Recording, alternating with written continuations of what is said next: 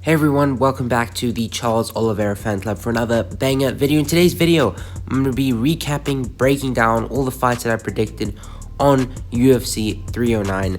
Obviously, Charles Oliveira fought on this card and he won. He beat Michael Chandler pretty dominantly. I was pretty scared going in for Charles, but ultimately he pulled through, managed to get the win over Michael Chandler. But I'll get into that when we get to that fight. Let's start off with the first fight on the main card that I predicted. First fight on the card was Mauricio Ruffy versus Llontop. I think that's how it's pronounced. Please forgive me if I'm wrong. I predicted Ruffy by round 1 KO. He ended up getting it done by unanimous decision. Llontop did manage to win a round, so fair play to him. Showed some heart, showed some toughness. But yeah, after this, people are saying Ruffy's overrated. I still rate Ruffy pretty highly. I mean, there are a lot of factors in this fight that you do have to take in, like, you know, there was a lot of pressure under him fighting at MSG, one of the biggest arenas in the world, big crowd, big pay-per-view, you know. So, yeah, I think that had a lot to do. And you could see, you know, he was feeling the pressure. He was looking a little bit tense, looking a bit nervous in the beginning of the fight. But, you know, still managed to get it done. So, still pretty impressive. And I think, you know, if you give him time to adjust to those things, then I think he looks like he did in his debut performance. He looked very good in his debut performance. But yeah, you know, throughout the fight, still looked good, still did look pretty good, did tire out towards the third round a little bit, so maybe that's a bit concerning, but like I said, it was on relatively short notice, and, you know, Llontop did miss weight as well, so he missed the catch weight, it was at a catch weight, you know, so that definitely plays a factor into all of this. But yeah, Ruffy still looked impressive, like, you know, almost TKO'd him in, I think it was round 1 or round 2. But yeah, so good performance by Ruffy. I will be matchmaking all the winners of their respective fights. So for Mauricio Ruffy, I'm against Elvis Brenner.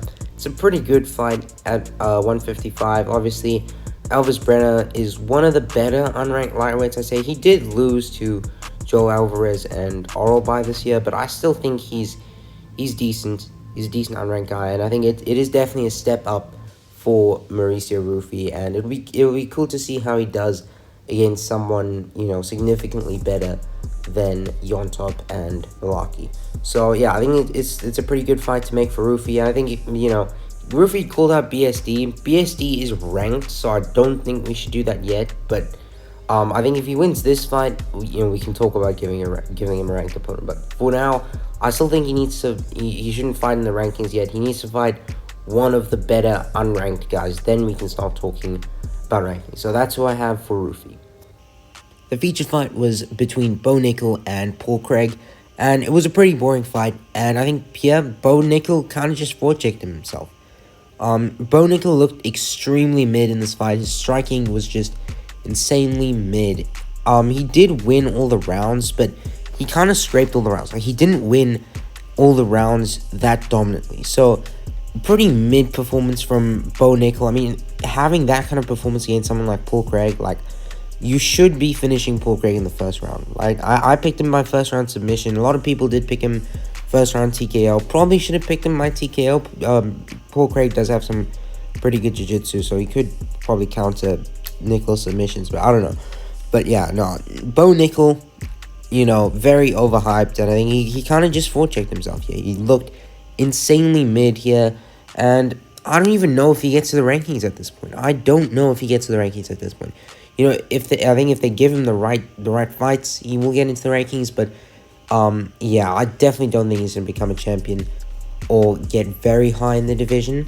And the UFC has to stop putting him on main cards now. For some reason, he was on the main event of UFC 300. I don't even know why he was on that card.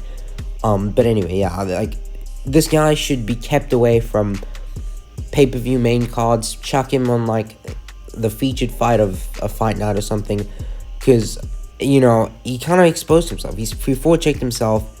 He's just mid, and no one really cares about him anymore. I decided to matchmake Bo Nickal against Jack Hermansson, give him a shot at the rankings. You know, I think if you beat Paul Craig, you deserve a shot at the rankings. You could make an argument for him still needing one more fight, but I think just give him a ranked fight against Jack Hermansson. Jack Hermansson coming off a win to Joe Pyfer Joe Pyfer hits harder than Francis Ngannou. No, I'm kidding. No, serious. If you disagree with Joe Pyfer on that, he probably will kill you. But anyway, yeah, I think this is a good fight. You know, Jack Manson is probably gonna become like the gatekeeper of middleweight, like the Neil Magny of middleweight. So yeah, and I think, you know, Bo Nickal is a pretty winnable fight for Manson. So you know, I think, you know, it's a good fight for Manson, and it's a good fight for Bo Nickal to get a shot at the middleweight rankings. On to the next fight. The next fight is Charles Oliveira versus Michael Chandler. Wow, was this just really good to see. I mean, I don't think I've ever been this happy, you know, in a UFC event. I mean, this is just really great to see. I mean, Oliveira coming off a loss to Sarukian, and going into this fight, I had a terrible feeling. That Michael Chandler was just going to front kick Charles Oliveira dead. I was so scared going into this fight. I was thinking of making a YouTube short saying I'd change my prediction, because that's how scared I was, man. That's how scared I was for this fight. But Charles Oliveira, you know, continued to prove me wrong. Charles Oliveira came out there and looked incredible. I did pick Oliveira, but I didn't pick him confidently, right? I pretty much just picked him because I am the Charles Oliveira fan. But I mean, that performance by Charles, one of the best in his career. This was Charles Oliveira 3.0. You know, we had Charles Oliveira 1.0, you know, like early 2010s, mid 2010s Charles Oliveira, very inconsistent. Then he went on his run. That was Charles Oliveira 2.0. He was winning, just beating everyone. Then he lost to Makhachev, beat Dariush, and lost to Sarukian. And then now we see Charles Oliveira 3.0 with you know, the favela custom shorts. I originally wasn't too high on the custom shorts. I thought they looked terrible when I first saw them, but you know, since Charles had such an incredible performance, I can excuse the shorts. I can now confidently say they are the best custom shorts in the UFC. No, of course I'm kidding. But yeah, just what a performance by Oliveira. Switched it up quite a lot. I thought Chandler was going to be the one initiating the wrestling here, because Chandler, his background is wrestling. He's a very good wrestler, and you know, I thought he was going to initiate the wrestling. Yeah, I thought he was going to, you know, I thought he might actually win by using his wrestling, but Oliveira was actually the one using the wrestling. And you know, it's quite surprising to see, because that's pretty much been one of his weaknesses. Well, you know, when he fought Makhachev and Sarukian, who are mainly wrestlers, he didn't do too well.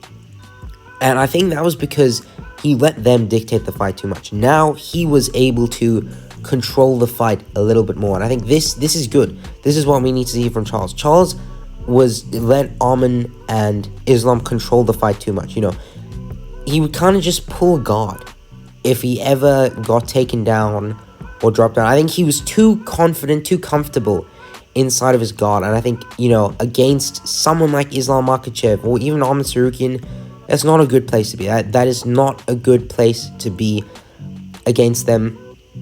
And yeah, you know, even the position, you know, a lot of the time in those fights, he was doing jiu-jitsu with his head pressed up against the fence, and that just doesn't give him a lot of space to move out of full guard, especially when you have someone like Islam Makhachev throwing ground and pound at you, you know. And I think here, like, Oliveira initiating the takedowns is very, very good, because from there, you know, he can work submissions. He didn't submit Michael Chandler. To be fair, Chandler does have some very good submission defense, but I still think he did very well in this fight. You know, 49-46. I had it at 49-45. There's an argument for 49-44. I think round 2 was a 10-8 round for Oliveira, and I think round 3 also could have been a 10-8 round for Oliveira. So yeah, very good performance from Oliveira. Very good game plan. Nice switching things up. Yeah, the first 4 rounds were pretty much just Oliveira all the way.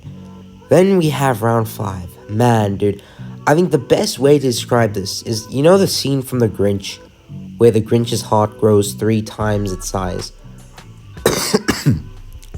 I think that's what happened to all the Charles Oliveira fans watching the 5th round. I think that's what happened to me during the 5th round, dude.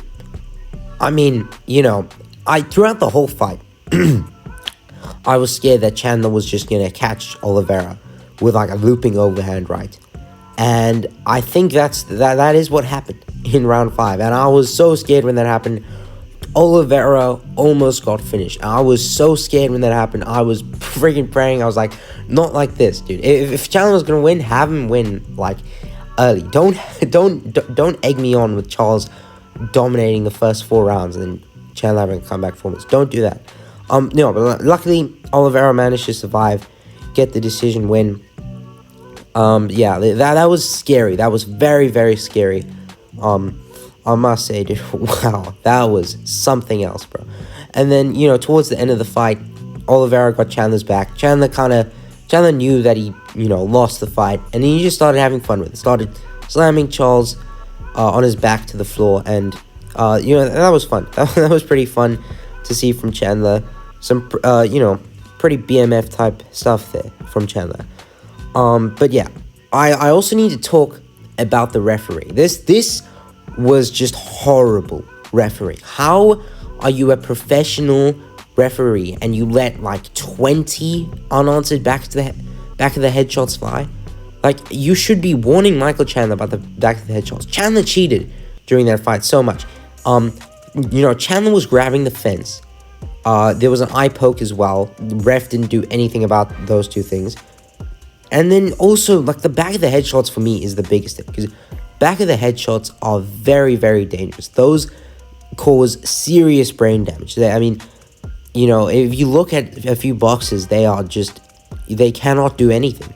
Their brain is just dysfunctional because they've been hit at the back of the head so much. And as a referee, your job is to keep the fighter safe and protect the fighter. And this stupid Keith Peterson, you are an idiot. You should be fired from the UFC. He makes me sick. That guy has no business reffing fights, and I promise you, you're not going to see him again. Because you just didn't do your job. He didn't do his job. And I think there's like 3 explanations for this. All of them are valid. 1, he's extremely stupid. He's just a complete idiot, a complete dumbass. 3, he was freaking high or drunk or whatever. No, what the hell? I can't even count now. Yeah, no, that was 2. And then 3, Keith Peterson had a bet on Chandler or just hated Oliveira or something. Because I seriously don't know. I think, Keith Peterson should be fired. People saying he should be in court or something. I genuinely think you could make a case of him being in court, dude. Keith Peterson, like, we have some Steve Mazzagatti type stuff here. We have some Mario Yamasaki type stuff. Like, Keith Peterson, that was one of the worst displays of refereeing I've ever seen in an MMA fight. That was absolutely atrocious, and, it looked like he was going to stop the fight. When Chandler was clocking Oliveira with back to the head shots, it looked like Keith Peterson was going to stop the fight. Luckily, he didn't. Luckily, Oliveira managed to pull through. But still, that was just unacceptable. I don't know how you let that fly as a professional referee. This is literally your job as a professional. You're getting paid. You're doing it on one of the biggest stages. You have millions of people watching you, and you can't do it right. This is absolutely terrible, inexcusable behavior from Keith Peterson. Fire him immediately. But anyway, yeah, overall, very dominant performance from Oliveira. Very, very impressive performance from Oliveira. It was absolutely incredible to see. Chandler had his comeback moment in the 5th round. It just wasn't enough for Chandler in round 5 to completely finish Oliveira. But yeah, Oliveira 3.0 is here, and I think this version of Charles would have beat Miocic in my opinion. But anyway, let's move on to the matchmaking. So I do think that I'm gonna matchmake Michael Chandler as well. Just because there's a couple fun matches you can do. I have matched him up against Max Holloway, and you might think Chandler's coming off like 2 losses now. He doesn't deserve the fight. I understand that. I do get that. I get where you're coming from. He probably doesn't deserve the fight, but I just think it would be a sick fight. I think this Max Holloway versus Michael Chandler would just be a sick fight for the BMF belt. I mean, Michael Chandler, just slamming Charles Oliveira while he's on your back. That's some BMF type stuff there. Obviously, Chandler always tries to make the fights entertaining. So I reckon, give him a BMF title shot against Max Holloway. I'm praying Holloway will win though. Holloway needs to make sure he takes enough time after the Topuria loss. I'm sorry I didn't make a breakdown on that. I was just way too depressed after Holloway lost. If you guys don't know me, Max Holloway is my second favorite UFC fighter of all time, just behind Charles Oliveira. So I would not want to see him get KO'd. So make this fight around like maybe June, July next year. Middle of next year. It's going to be a fun fight, BMF belt. So yeah, on to Oliveira. I think he should fight the winner of Sarukian and Makhachev, and I think the winner of that is probably going to be Islam Makhachev. And I think the fight does go out differently. Do I think Oliveira wins? I don't know, man. I don't know. What I can tell you, it is a much closer fight. I think it is a much closer fight. I do think Islam would win though. I think Islam is just levels above everyone else. I think lightweight is just one of those divisions where guys are pretty much competing for second place because the champion is so dominant. But yeah, Oliveira looked amazing, and you might say, oh, why are you giving a title shot? He only has one fight win streak. That's fair. That is fair. I understand where you're coming from, but I think the Arman loss was a close loss. Like, that fight could have gone to Charles Oliveira. I think you do kind of have to factor that in. And yeah, I think I think the title shot for Charles is pretty deserved here. He had a very good performance against Michael Chandler. Like, if he didn't have a good performance against Chandler, and he still won, I can understand him not giving him the title shot. But I think Charles should get the title shot against the winner of Arman and Islam, which I think is going to be Islam, like I said. There also are a couple of other fun fights to do with Charles. You could put him against Dan Hooker, but I think they're doing Gaethje versus Hooker, which I think that's a good fight. You could do Max versus Charles. That would be a sick fight. I would not like that though, because one of my favorite fighters would have to lose, and I would not want to see either of them lose. Yeah. Then obviously, for Chandler as well. I guess you could. There's also quite a few matchups for Chandler as well. Obviously, he called out Conor McGregor. He's not getting that Conor McGregor fight, dude. Like, just give up at this point, man. But yeah, like for Chandler, I think you could give Chandler maybe Fiziev or maybe Dariush or something. I don't know. But for Oliveira, give him a title shot. Give him a title shot. Have him cage side against Arman and Islam, and you have him fight the winner of that. And I think that's Islam.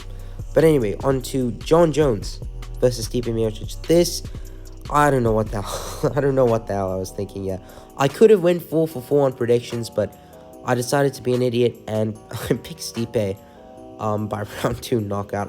I don't know why. I don't know what I expected would happen. But yeah, Jon Jones, much of a scumbag as he is, he did look good. Used his range very well. Stipe struggled a lot with Jon Jones' range, and I think that a lot of his fights, that is one of Jon Jones' main advantages. The body kicks as well were very good by Jon Jones. Obviously, dropped Stipe with a spinning back kick, a nasty spinning back kick at that. So that was, I wouldn't say it was cool to see, because, it was kind of sad to see. Stipe retired, so fair play to Stipe, man. You've had an amazing career. It's kind of sad that they didn't do, like, a tribute for him. Joe Rogan kind of interviewed him. Stipe just said he was retiring and then walked away. Like, they did a whole thing for Carlos Esparza. I think you got to do one for Stipe. Stipe is the heavyweight goat. But yeah, it was kind of to see. I don't know what I was thinking with the prediction. Stipe did not look good in that fight at all, which is why I think, Jon Jones's performance is a little bit overrated. It is a little bit overrated. Like, Stipe looked absolutely terrible in that fight, dude. And no offense, but Stipe clearly just wasn't in it anymore. Stipe just did not have it, and I think that fight just clearly showed, because he was completely out of it, man. I mean, he did land a few good shots on Jones. He did have Jones running, but he didn't have Jones running like how Oliveira had Chandler running. Stipe would just jab Jon Jones, and Jon Jones would just run away to just, not really because he got hurt, just to keep his range and stuff. But yeah, fair play to Jon Jones. Well done, Stipe. You've had a good career. Yeah, but anyway, for Jon Jones, I am versus Tom Aspinall. It's so funny how it's not even funny anymore how John Jones is ducking Aspinall. Like, it's just annoying at this point, because I just really want to see this fight. This is just going to be a sick fight.